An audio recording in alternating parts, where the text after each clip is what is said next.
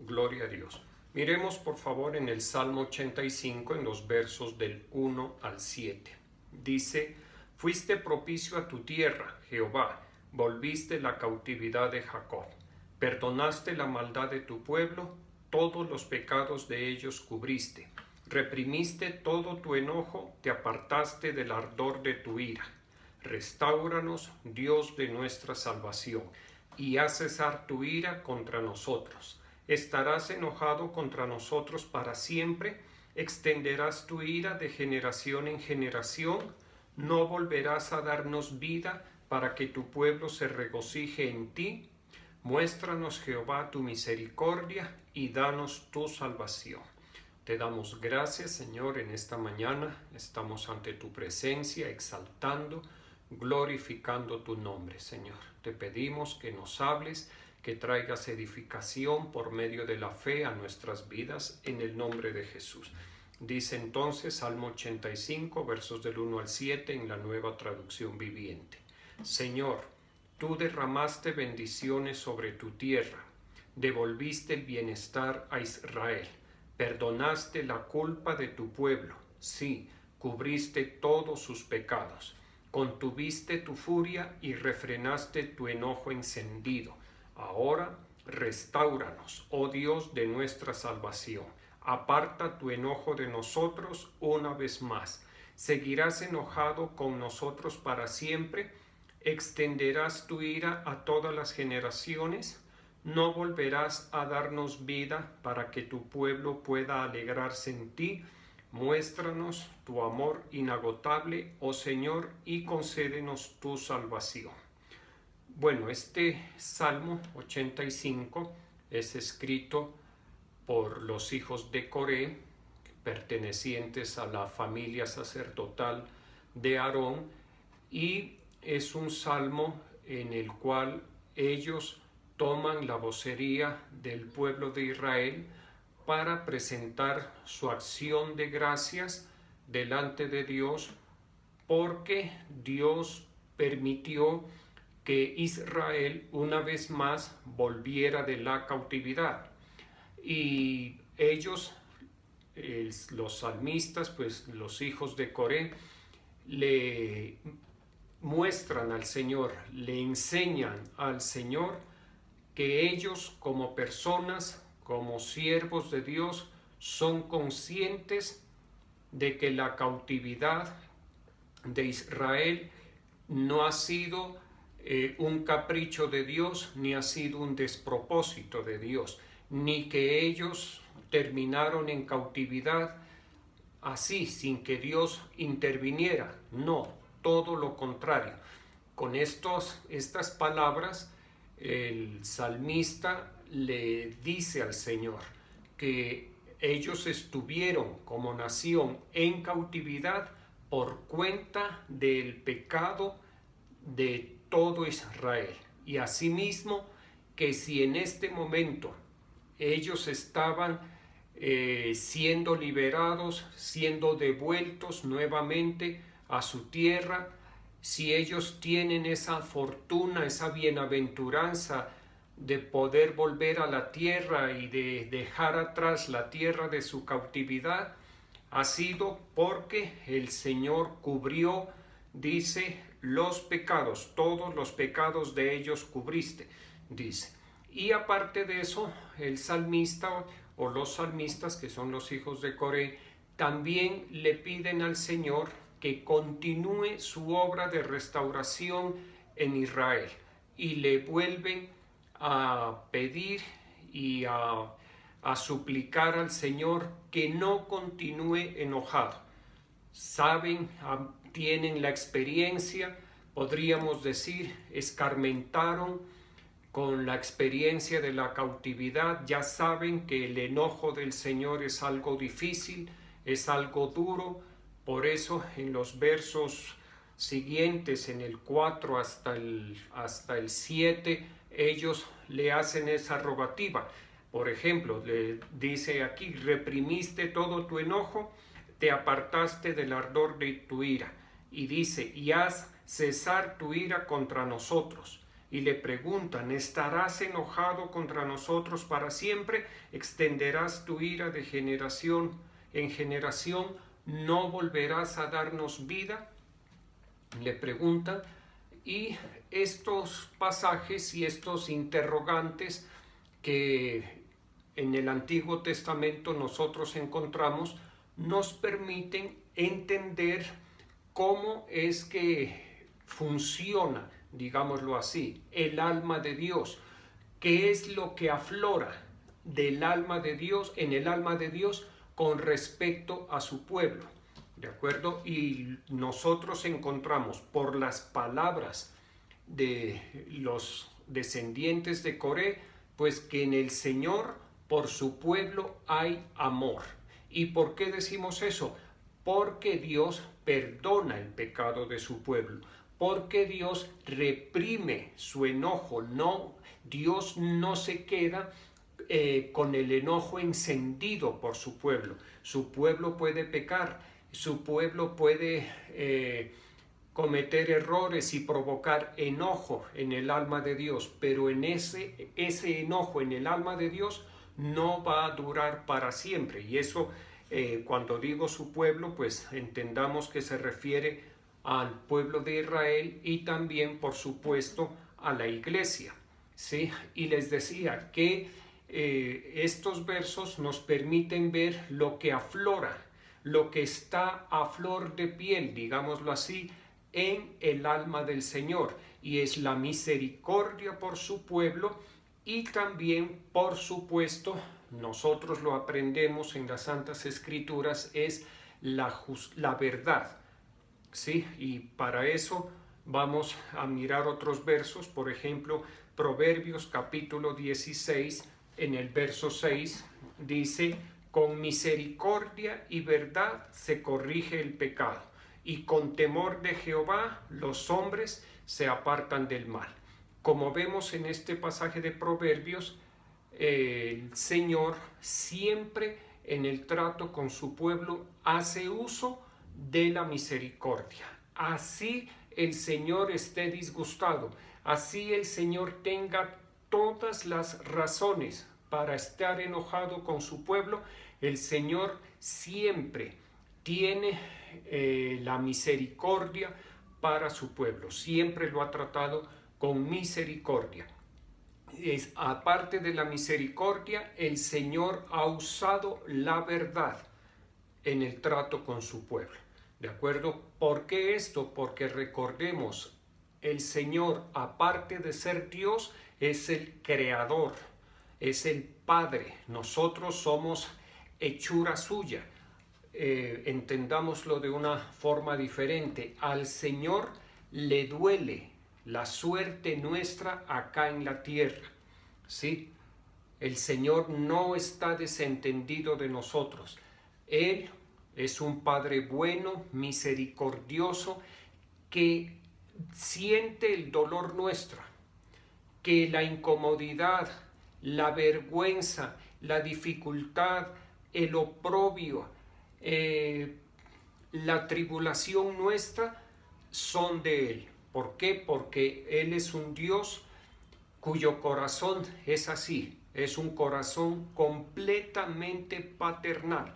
Por eso es que es un Dios perdonador, y por eso es que Él con su pueblo, así esté disgustado con su pueblo, así Dios necesite corregir a su pueblo, usará siempre la misericordia y la verdad para corregir a su pueblo. Como lo dice en el pasaje de Proverbios, con misericordia y verdad se corrige el pecado.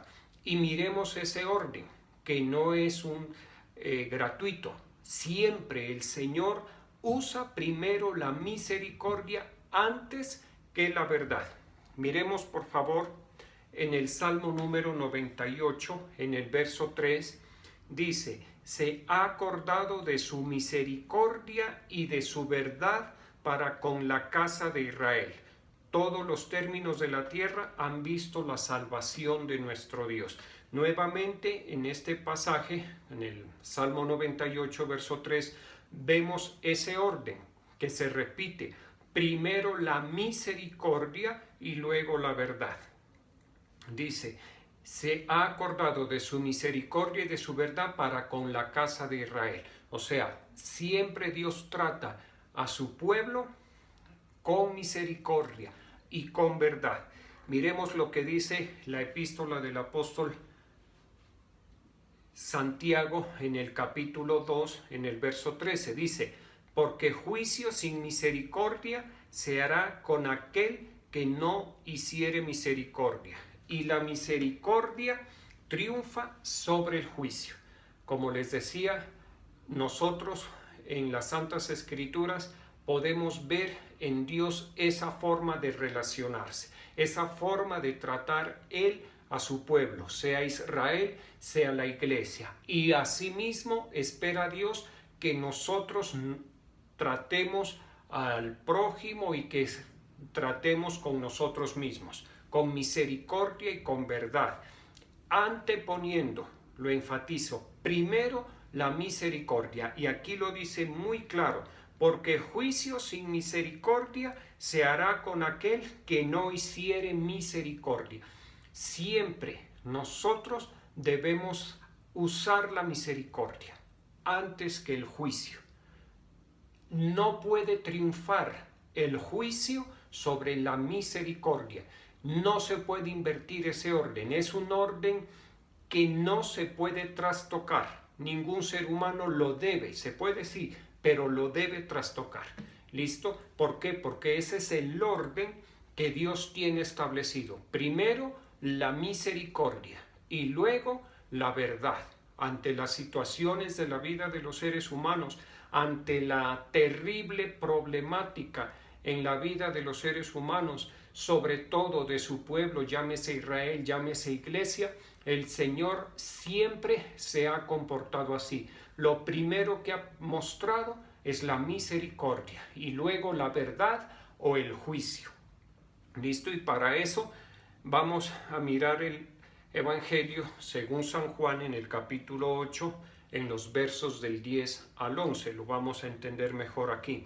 Dice, enderezándose Jesús y no viendo a nadie, sino a la mujer, le dijo, mujer, ¿dónde están los que te acusaban? ¿Ninguno te condenó? Ella dijo, ninguno, Señor. Entonces Jesús le dijo, ni yo te condeno. Vete y no peques más. Este caso es muy didáctico. ¿Por qué? Porque le llevaron al Señor una mujer sorprendida en el acto mismo del adulterio. ¿Qué quiere decir eso? Que la pillaron, como se dice, teniendo relaciones sexuales con un hombre que no era su esposo. Y así como fue sorprendida, me imagino, desnuda, así se la llevaron, o medio cubierta, así se la llevaron al Señor Jesús. ¿Para qué? Para que Él haga un veredicto acerca de la situación que esta mujer estaba viviendo, acerca del error que esta mujer estaba cometiendo. ¿Listo? Y ya conocemos muy bien la historia. El Señor les dice, el que esté libre de pecado, que tire la primera piedra, luego se inclina y empieza a escribir en el suelo, en la tierra, luego se endereza y le pregunta a la mujer. Y la mujer le dice, ninguno me ha condenado, todos se han ido. ¿Y qué le dice el Señor? ¿Cuáles son las palabras del Señor? Ni yo te condeno. Ese ni yo te condeno, ¿qué podemos ver ahí? Misericordia de Dios. Porque el comportamiento de esta mujer era condenable. ¿De acuerdo? Porque le estaba faltando a su esposo. Estaba cometiendo un gravísimo error. El adulterio es así, es un error muy, muy grave. Tanto en el contexto social como en el contexto espiritual. Dentro de la iglesia de Cristo y fuera de la iglesia de Cristo, el adulterio es algo condenable por las gravísimas consecuencias que trae. ¿Qué hizo el Señor? Usó de misericordia. ¿Qué le dijo? Yo no te condeno. Acto seguido le dijo, vete y no peques más. Ese vete y no peques más, esa es la verdad. ¿De acuerdo? El Señor le está mostrando el camino a la mujer, le está en palabras muy sencillas, le está diciendo cuál debe ser su conducta de ahí en adelante. Le dice, vete, tienes otra oportunidad, tienes la posibilidad de rectificar tu camino, no vuelvas al pasado, porque le dice, vete y no peques más, vete y no vuelvas a cometer ese error. ¿Listo? El Señor en ningún momento le dijo, ni yo te condeno, porque eso no es de condenar, porque eso es un errorcito, a cualquiera le puede pasar o las consecuencias no son graves. No, el Señor de una forma muy contundente, muy clara, para el que quiere entender, le dijo, vete y no peques más. ¿Qué quiere decir eso? Conviértete, apártate del pecado, aléjate del pecado. ¿Listo? No vuelvas a caer. Mira que en esta ocasión no fuiste condenada ni fuiste apedreada. O sea, esta mujer fue salvada de la muerte, de la lapidación. ¿Sí? Y el Señor le dice, vete y no peques más. Vete y no te expongas más. Porque quizá en esa otra ocasión ya no está el Señor. Y los fariseos la apedrearían, lapidarían. ¿Listo? Entonces, ¿cómo vemos actuar al Señor Jesús? Misericordia primero y verdad. El Señor no le dijo, vete y no adulteres más. Le dijo, vete y no peques más. ¿En qué consistía el pecado de esta mujer? En adulterio. ¿Sí? Y esto lo explico porque pues cualquiera de nosotros puede intentar justificarse o irse por las ramas, diciendo, no, pero es que mi pecado no es así tan grave. No. No hay pecados más graves ni menos graves. Sepamos algo. Toda alma que pecare, esa morirá. Y sepamos algo también. Todos los pecados traen consecuencias. Todos, sin excepción. Miremos, por favor, en la primera epístola a los Corintios, en el capítulo 2, versos 1 y 2, lo voy a leer en la traducción en lenguaje actual. Dice, hermanos en Cristo, cuando fui a ustedes para hablarles de los planes que Dios tenía en secreto, no lo hice con palabras difíciles ni traté de impresionarlos. Al contrario, decidí hablarles solo de Cristo y principalmente de su muerte en la cruz. Miremos esto, lo interesante, cómo el apóstol Pablo a los Corintios les dice que cuando él fue a visitarlos en una ocasión anterior, el énfasis que hizo en su enseñanza, en su predicación, en su mensaje, fue fundamentalmente en la persona de nuestro Señor Jesucristo y en la crucifixión de Jesucristo. De ahí podemos entender, el apóstol Pablo no se movió.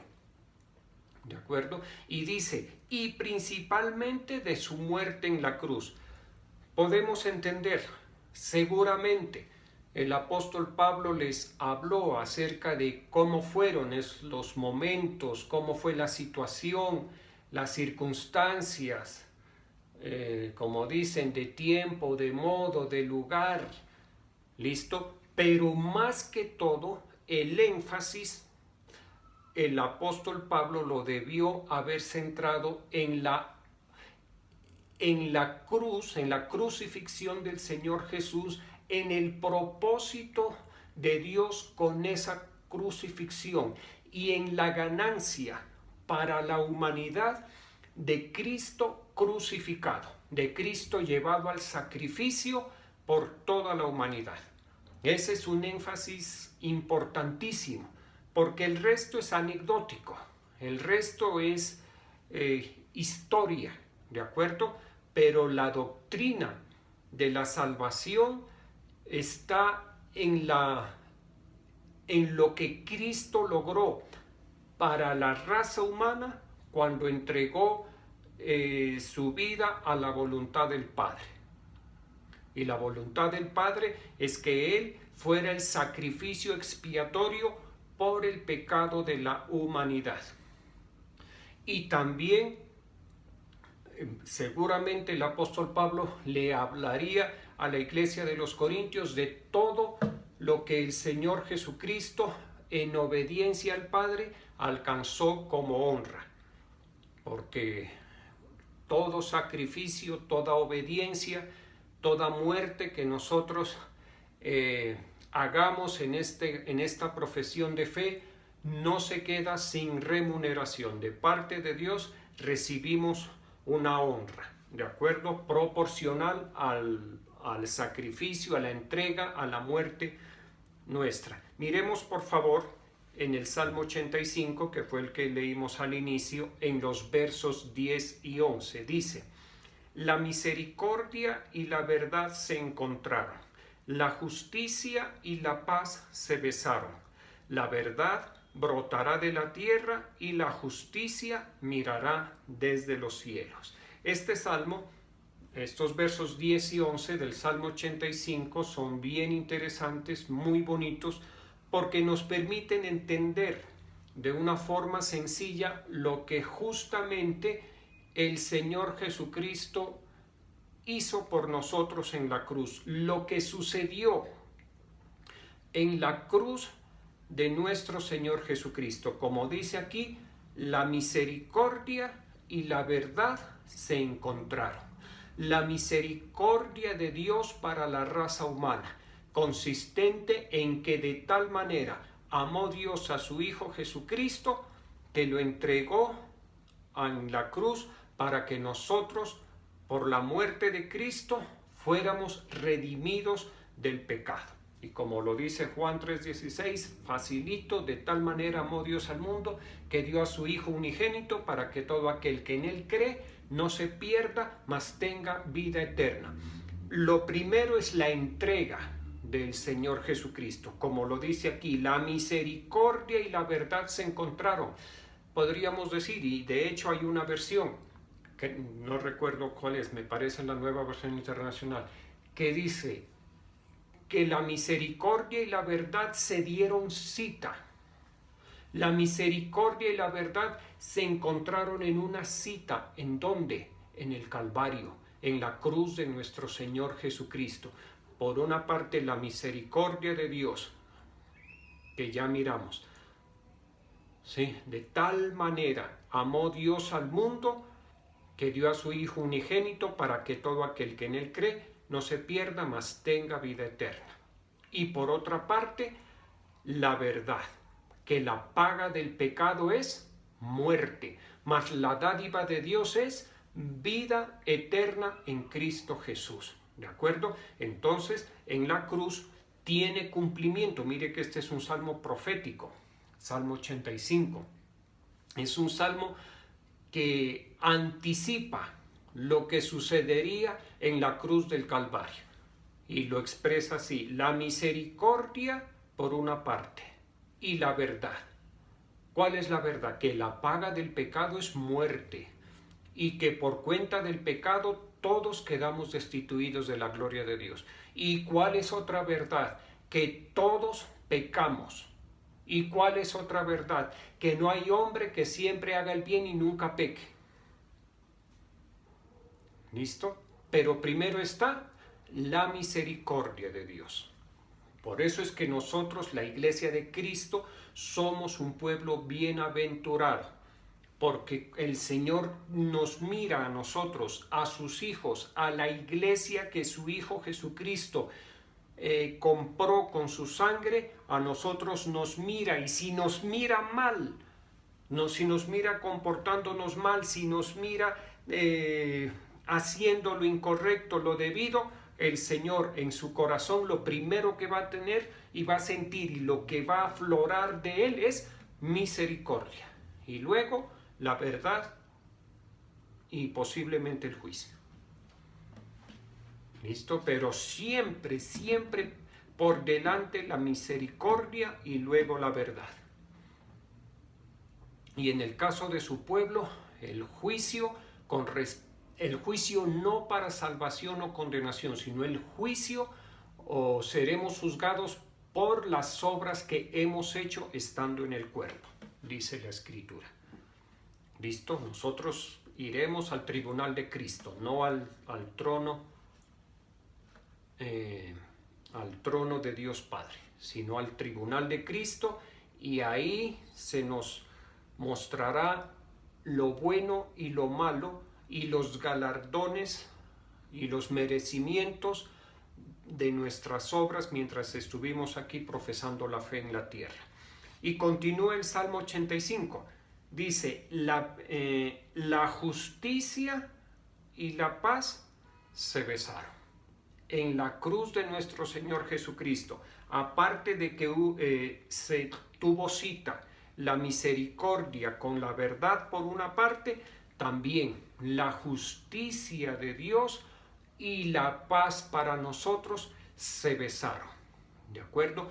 Por eso en la epístola a los Romanos, en el capítulo 5, en el verso 1 dice, justificados pues por la fe, tenemos paz para con Dios. ¿Sí se da cuenta que todo confluye en la cruz? La misericordia de Dios, la verdad de Dios con respecto al ser humano. Mire lo que continúa diciendo, la justicia de Dios. Por eso el Señor Jesucristo, lo hemos visto en muchas otras ocasiones, satisfizo la justa ira de Dios. ¿Listo? O sea, Dios quedó satisfecho con la muerte sacrificial, con la muerte propiciatoria del Señor Jesucristo en la cruz. Quedó satisfecho, apaciguado en su ira, sin ningún tipo de ira por las personas, por el pueblo que en él creyera, que creyera en el Señor Jesús. Nada, no hay ningún disgusto. Y en el corazón de Dios con respecto a nosotros, los creyentes, los que hemos reconocido al Señor Jesucristo, los que nos hemos acogido a su misericordia, a su verdad y a su justicia y a su paz, en el corazón de Dios es como que si nosotros nunca hubiésemos pecado. Él no guarda rencor con nosotros. Él no nos mira y dice, es que si no fuera por Cristo. No, Él nos mira cubiertos con la sangre de Cristo, inocentes. ¿Listo? Y dice, la justicia y la paz se besaron. Como el Señor, como Dios Padre, con la obra de nuestro Señor Jesucristo, con su muerte, quedó satisfecho, entonces ya nosotros que éramos un pueblo enemistado, nosotros que éramos almas enemistadas con Dios, volvimos en amistad con Dios a través de nuestro Señor Jesucristo.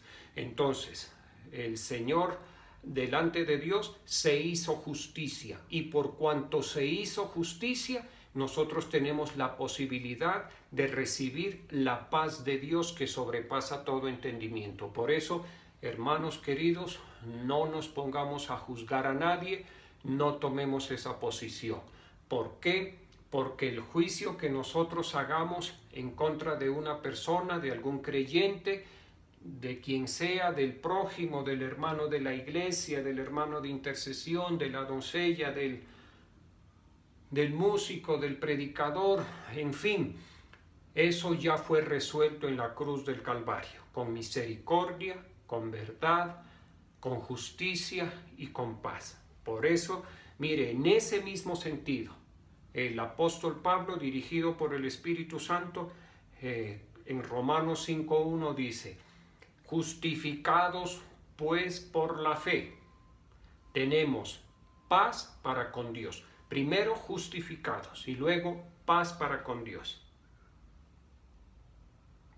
Ahora bien, en la epístola a los Romanos, en el capítulo 14, en el verso 17, también dice: porque el reino de Dios no es ni comida ni bebida, sino justicia, paz y gozo en el Espíritu Santo. ¿Qué se espera de nosotros, los creyentes? Que vivamos en el reino de los cielos. Y alguien dirá: ¿y cómo se vive en el reino de los cielos? ¿Cuáles son las características del reino de los cielos? ¿Qué es lo que determina? ¿Qué es lo que marca la vida de una persona cuando ha accedido a través de la fe al reino de los cielos? Cuando el reino de los cielos se ha acercado a esa vida. ¿Cuál es la característica? Aquí lo dice: justicia, paz y gozo en el Espíritu Santo. ¿Sí? Ahora bien, el Espíritu Santo a nosotros, cuando creemos en nuestro Señor Jesucristo, nos vivifica, nos llena y nos dirige. De ahí en adelante, el Espíritu Santo tiene esa función de ayudarnos a caminar en este camino de fe, a conducirnos, a dirigirnos, ¿listo? Y por sobre todo a llenarnos, de tal manera que de nosotros, así como del Señor, lo veíamos al principio, brotaba misericordia y verdad, así también de nosotros, con la llenura del Espíritu Santo, brote amor, gozo, paz, paciencia, benignidad, bondad, fe, mansedumbre y templanza. ¿De acuerdo? Entonces vemos en estos pasajes que hemos visto de las Escrituras, tanto del Antiguo Testamento como del Nuevo Testamento, la coherencia de las Santas Escrituras. ¿Por qué la coherencia o por qué en las Santas Escrituras hay coherencia? Porque las Santas Escrituras son inspiradas por el Espíritu Santo de Dios. ¿De acuerdo? Ahí se nota la inspiración. Se nota, por ejemplo, que leímos del Salmo 85, esto fue escrito aproximadamente en 750 años de la venida de nuestro Señor Jesucristo. Y miremos lo acertada que es la profecía, la anticipación profética.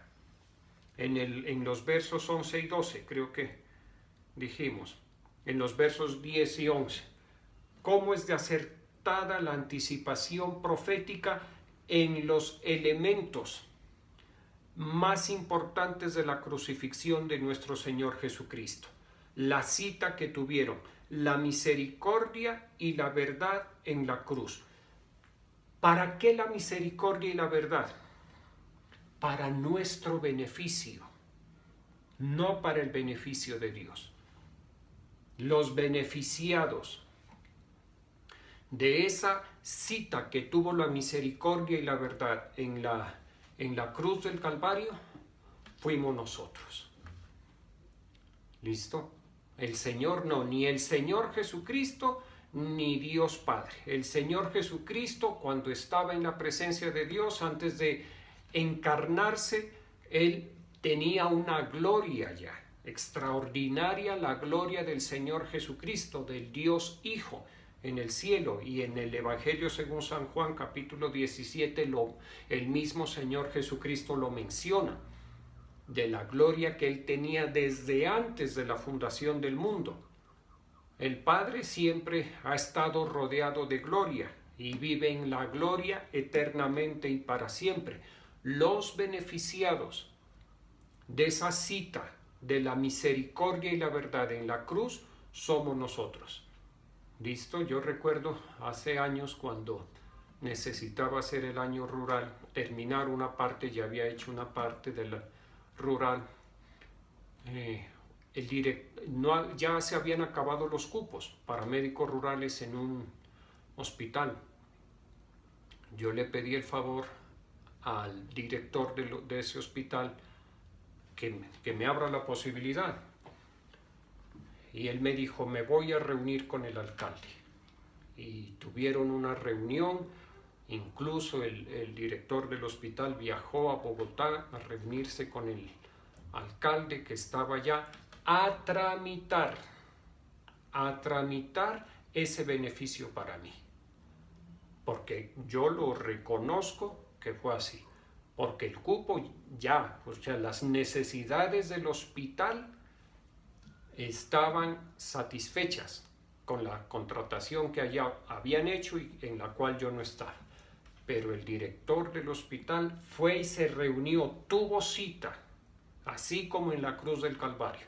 Se reunieron la misericordia y la verdad para favorecernos. Asimismo, el alcalde con el director del hospital se reunieron para favorecernos. ¿Listo? ¿Por qué traigo este ejemplo? A manera de enseñanza, para que lo entendamos mejor, para que nos quede clarito el inmenso amor de Dios por toda la raza humana. Mire, es que la misericordia y la verdad tuvieron su cita en la cruz del Calvario para favorecer a toda la humanidad. Bienaventurados nosotros que hemos creído. Y así dice la Escritura, bienaventurada la que creyó.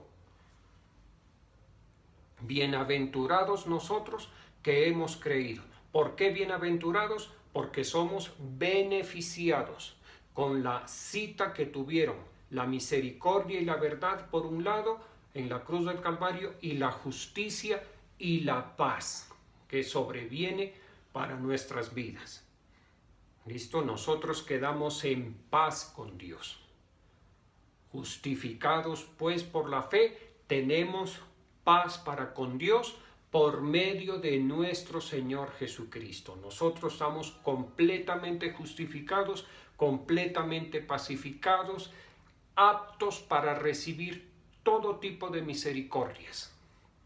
Y por supuesto, cuando sea necesario, que el Señor nos hable, nos corrija, nos exhorte con su verdad, también estamos dispuestos a recibir la exhortación para corrección. Porque como lo vimos, no solamente es misericordia, sino misericordia y verdad, justicia y paz. ¿De acuerdo? Vamos a orar, por favor.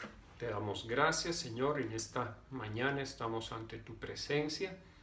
Humillamos nuestras vidas delante de ti.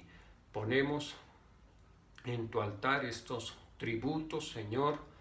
Te damos gracias por el privilegio que nos das de participar con nuestra fe en el Señor Jesucristo y en su palabra, con nuestros tributos, con nuestras ofrendas y nuestros diezmos. Gracias, Dios Todopoderoso, porque cuando nosotros presentamos un tributo, detrás de ese tributo está la fe nuestra. Y asimismo, detrás de ese tributo está un propósito de Dios, una voluntad de Dios, una misericordia de Dios, una dádiva de Dios para nuestras vidas.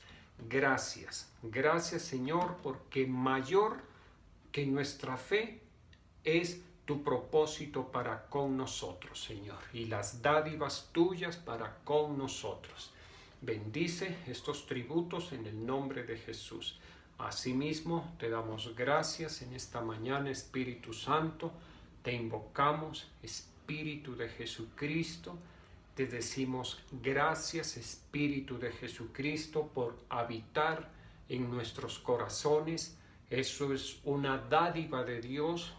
Te reconocemos así, Espíritu Santo. Eres una dádiva de Dios Padre, de Dios Hijo. Por eso la Escritura lo dice y se refiere a ti como el don del Espíritu Santo, porque eres un regalo para nuestras vidas, Espíritu Santo.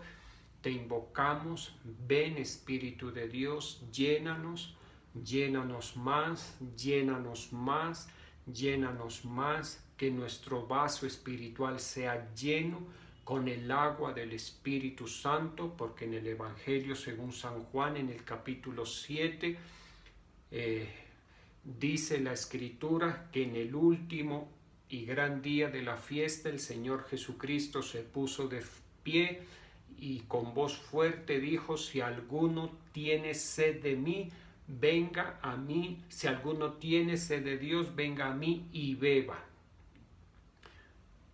Nosotros en esta mañana estamos bebiendo del Espíritu Santo, estamos bebiendo del Espíritu de Jesucristo.